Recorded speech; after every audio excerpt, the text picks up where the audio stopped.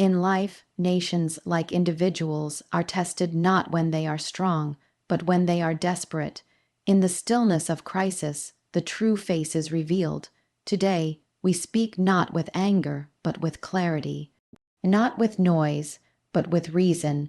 There is a shift happening in the global consciousness, a shift that reveals how actions once dismissed as distant now carry consequences that echo far beyond borders. Once Turkey chose its alliances, it raised voices against India, challenged its integrity, and aligned itself with those who stood against peace and unity. But time is a teacher. Now Turkey extends its hand not in friendship, but in need. Economic collapse, political missteps, and a bleeding tourism sector have brought it to the doorstep of those it once underestimated, the Indian people. This is not a story of revenge. It is a reflection on how respect must be mutual and how the dignity of a people cannot be bought with last-minute gestures. Let us understand why the call to boycott Turkey is not fueled by hate, but by awareness, by memory, and by the unshakable strength of standing up for what is just. In recent years, Turkey has repeatedly taken positions on international platforms that were openly critical of India, especially on matters that are deeply internal and sensitive to the Indian state. One of the most prominent examples of this behavior was Turkey's vocal opposition to India's revocation of Article 370, which granted special status to the region of Jammu and Kashmir. Instead of maintaining neutrality or respecting India's sovereign decisions, Turkish President Recep Tayyip Erdoğan openly criticized India at various global events, including the United Nations General Assembly, aligning himself with narratives pushed by Pakistan. This was not just political commentary, it was a deliberate insertion into India's domestic affairs, and it sent a strong signal about Turkey's foreign policy priorities. This pattern of criticism was not isolated. Turkey consistently supported Pakistan's stance on Kashmir, often echoing their version of events without consideration for India's position or the complexities of the region. This alignment wasn't just diplomatic, it came at the cost of goodwill with over 4 billion Indians who felt their national interests were being undermined. Rather than pursuing balanced diplomacy, Turkey positioned itself as a critic of India on global issues, whether through direct speeches, votes at the UN, or partnerships with countries openly hostile to Indian interests.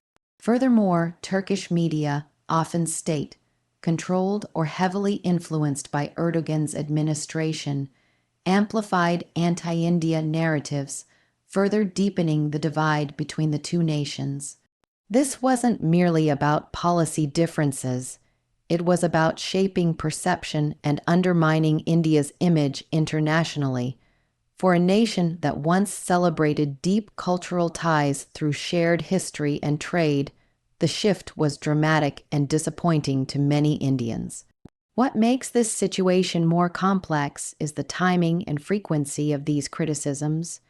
They often surfaced during sensitive geopolitical developments, such as military escalations with Pakistan or internal legislative changes in India. Rather than using such moments to promote dialogue or peace, Turkey chose to escalate rhetoric, thus alienating itself from one of the fastest growing major economies and the world's largest democracy. The implications of these actions went beyond diplomacy. Public sentiment in India began to turn against Turkey, with many citizens calling for a boycott of Turkish goods, businesses, and tourism. Influencers, journalists, and thought leaders in India started raising awareness about Turkey's consistent antagonism, urging fellow Indians to reconsider their travel and economic choices involving Turkey. The once popular image of Turkey as a beautiful travel destination began to shift in the Indian psyche, replaced by a perception of hostility and double standards. Meanwhile, Turkey's domestic situation did not help its global standing. As its economy weakened due to inflation, unemployment, and political instability, the nation found itself in need of economic partnerships and foreign tourists to revive key sectors like hospitality. However, the damage had already been done. Many Indians remembered the repeated instances where Turkey chose political point, scoring over mutual respect. In hindsight, Turkey's actions appear short-sighted. In the pursuit of regional alliances and ideological narratives, it distanced itself from a potential economic and strategic partner. India, with its booming middle class and global influence, could have been a powerful ally in tourism, trade, and cultural exchange. Instead, Ankara chose rhetoric over relationship, criticism over cooperation. This historical behavior is not about a single event or speech. It is a pattern, a repeated choice to stand in opposition rather than mutual respect. And it is this very pattern that makes the current shift in Turkey's tone, suddenly welcoming Indian tourists, appear not only desperate but insincere. Turkey's alignment with Pakistan, particularly regarding the sensitive issue of Jammu and Kashmir, has been a defining element of its foreign policy stance in recent years. This alignment has gone beyond typical diplomatic support and has at times bordered on aggressive posturing against India's sovereign decisions. One of the most notable moments came after India abrogated Article 370 in August 2019, which removed the special constitutional status of Jammu and Kashmir and integrated it more firmly into the Indian Union. While several nations acknowledged it as India's internal matter, Turkey chose a confrontational path by opposing the move both diplomatically and publicly. President Erdoğan's remarks on Kashmir, delivered at high-profile international stages like the United Nations General Assembly, were not subtle. He equated the situation in Kashmir with that of Palestine, a comparison that struck many Indians as inflammatory and baseless. These statements, far from encouraging peace or bilateral dialogue, seemed designed to provoke and undermine India's position on the global stage. By doing so, Turkey signaled a clear intent to stand by Pakistan's narrative, even when it contradicted facts or undermined the democratic processes of another sovereign nation. This wasn't a one-off comment. Turkey has voted in favor of Pakistan's resolutions or stances on multiple international platforms, including the Organization of Islamic Cooperation (OIC), where it repeatedly backed Islamabad's position on Kashmir. These moves were not limited to symbolic gestures. They were deliberate attempts to internationalize an issue India considers strictly bilateral. This has caused widespread frustration within Indian diplomatic circles, as Turkey's stance mirrored that of a nation India considers one of its main adversaries. Turkey's growing military and strategic cooperation with Pakistan further deepened this divide.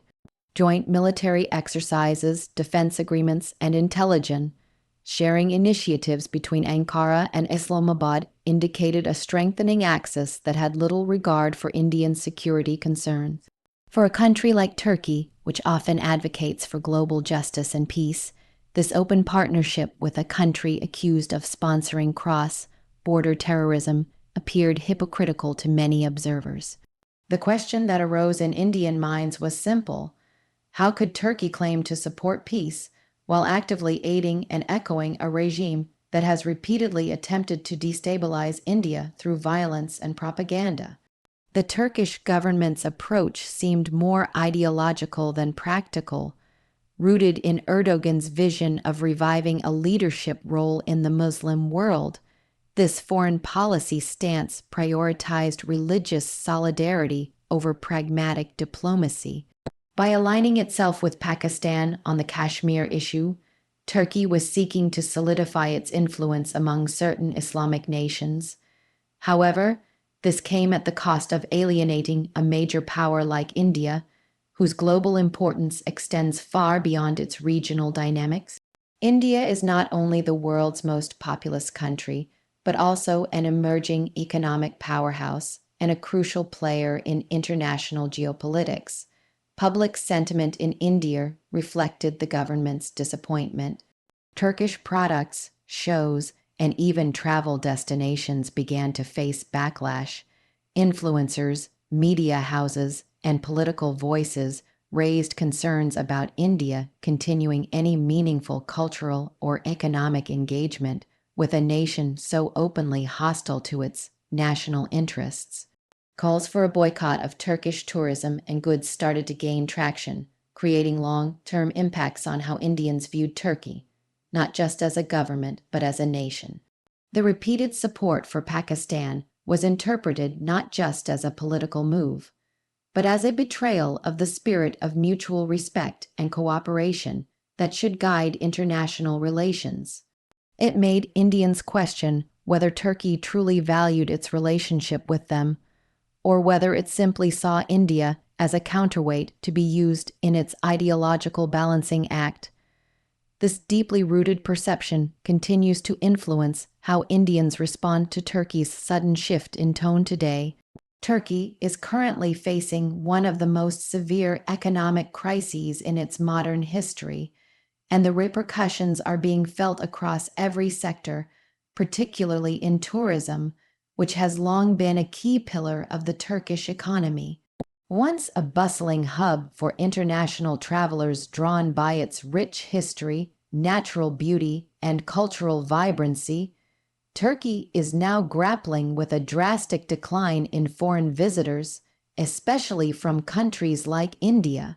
This decline is not only a result of economic instability, but also a reflection of strained diplomatic relations and long-standing political missteps that have alienated important global partners. The Turkish lira has been in free fall over the past few years, losing significant value against the dollar and euro. Inflation has skyrocketed, pushing basic living costs out of reach for many citizens. As domestic purchasing power weakens, the government has increasingly relied on foreign income, particularly through tourism, to keep the economy afloat. However, as political tensions rise and global perceptions of Turkey shift, many international tourists are opting for more stable and neutral destinations. Countries like the UAE, Greece, Thailand, and even Egypt have started drawing the attention Turkey once enjoyed, offering similar attractions without the political baggage. The impact on tourism has been sharp and immediate. Hotels in Istanbul, Cappadocia, Antalya, and other major destinations have reported significant drops in bookings. Tour operators who once had thriving businesses catering to Indian groups have witnessed cancellations, reduced interest, and a stark absence of the usual tourist buzz. Indian travelers who had started seeing Turkey as a trendy and exotic destination for weddings, honeymoons, and cultural tours have now turned their attention elsewhere. The shift isn't just because of the economic situation in Turkey, but also due to the unfavorable political stance Turkey has taken against India in recent years. India's outbound tourism market is one of the fastest growing in the world, with millions traveling abroad each year and spending billions collectively. Losing favor with Indian travelers is not just a diplomatic loss, it's an economic blow. Indian tourists tend to spend generously, especially on luxury hotels, guided experiences, and shopping. This purchasing power is now being redirected to friendlier nations that have maintained respectful diplomatic relations with India. This trend is being closely watched by the Turkish tourism sector, which now finds itself in a desperate position, trying to win back a market it had once pushed away with careless words and political grandstanding. In an attempt to reverse this decline, Turkey has started making visible efforts to attract Indian tourists once again. Promotional campaigns, influencer collaborations, travel packages, and wedding destination offers are being pushed aggressively. Officials from Turkish tourism boards are trying to establish partnerships with Indian travel agencies, emphasizing the beauty, safety, and affordability of travel in Turkey. But for many Indians, these overtures seem hollow and transactional. There's a growing sentiment that these efforts are not rooted in genuine respect or reconciliation, but in economic desperation driven by a sinking economy. This change in approach, suddenly trying to charm Indian tourists after years of criticism, has not gone unnoticed. People are questioning the integrity behind these attempts and whether they are merely short-term fixes for long-term diplomatic damage. Economic need may have prompted the Turkish government to soften its tone, but regaining lost trust is not as simple as launching a few travel campaigns. Trust, once broken, takes time and sincerity to rebuild, especially when political disrespect has played such a major role in damaging the relationship.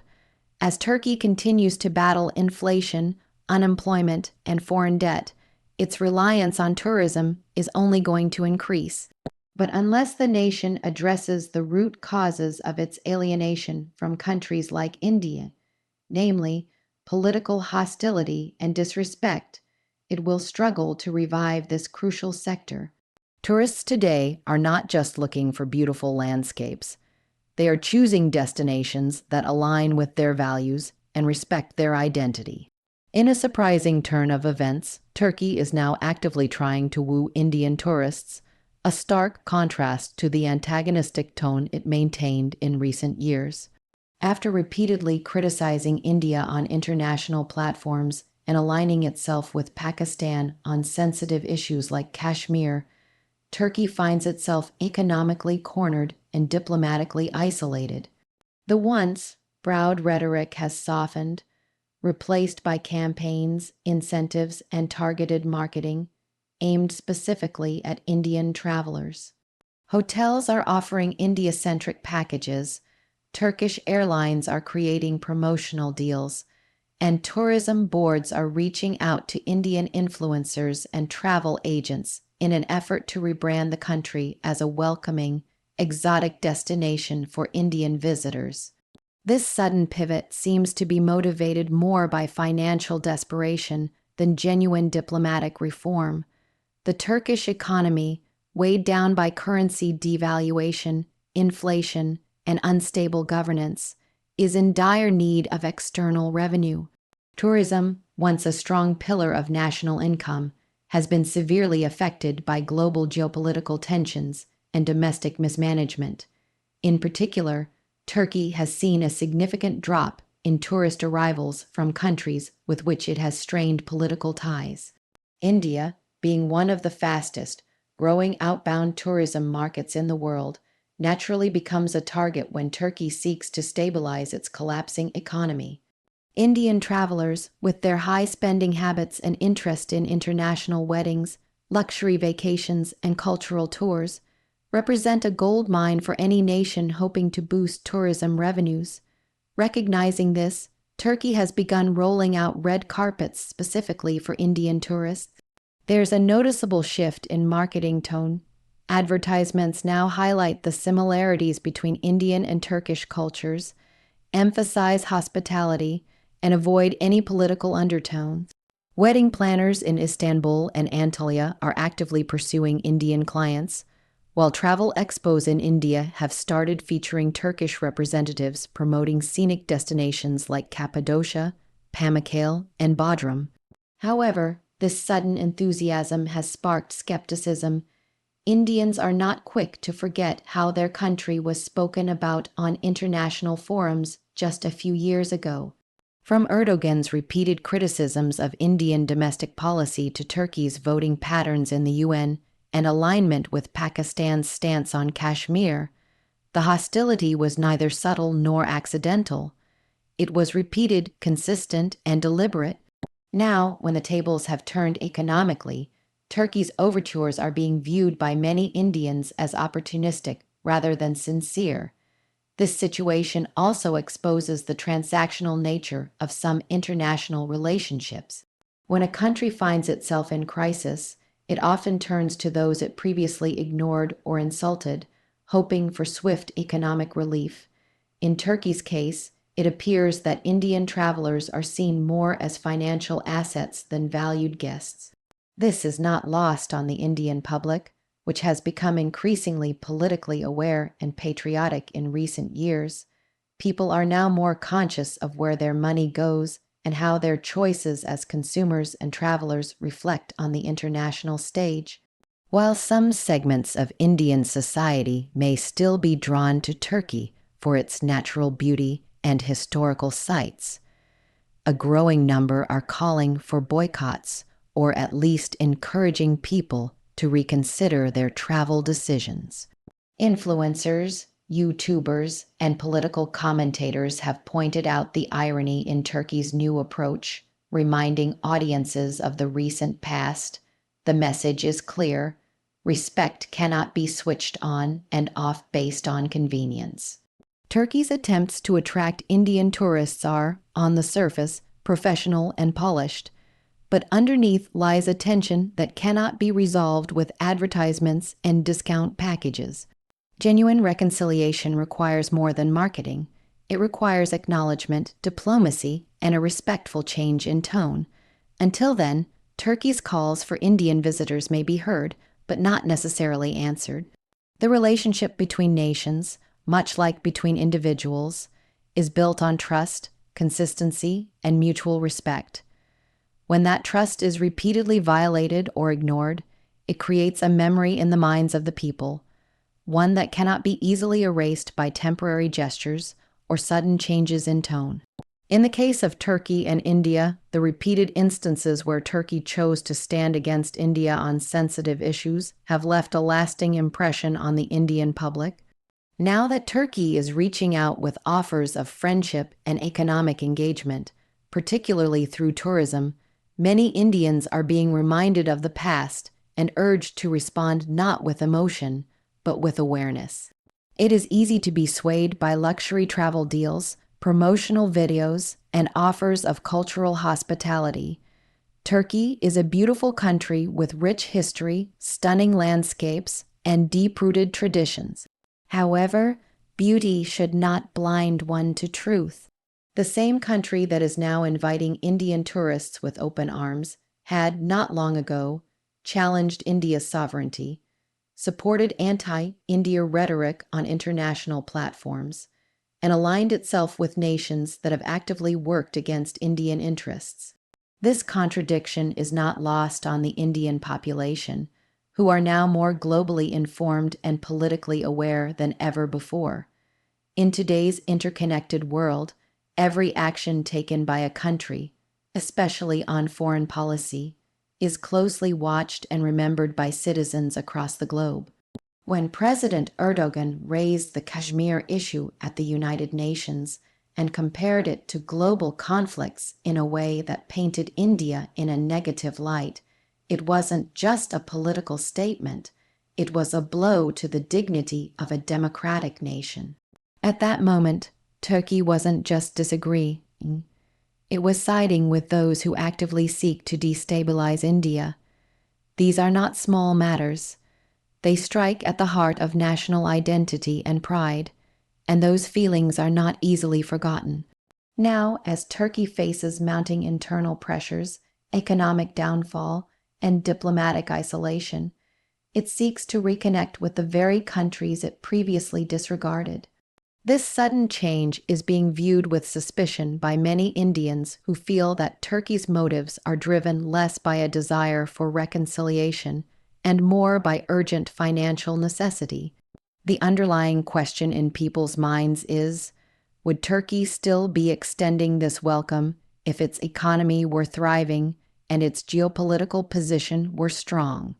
Or is this simply a transactional move, hoping to cash in on India's massive tourism potential without any genuine change in perspective? The call for Indians is not to react with anger or hate, but to act with clarity and principle. It is not about refusing to engage, but about setting boundaries and insisting on mutual respect before trust can be restored. Just as individuals are expected to stand up for their dignity, nations too must ensure they are not taken for granted. The Indian traveler today is not just a tourist, They are a representative of a rising global power whose choices carry influence. Where they go, spend, and support matters, not just economically, but symbolically. This is a moment for India and its people to act with awareness, to recognize that every rupee spent, every trip planned, and every choice made on the international stage reflects their values and their memory.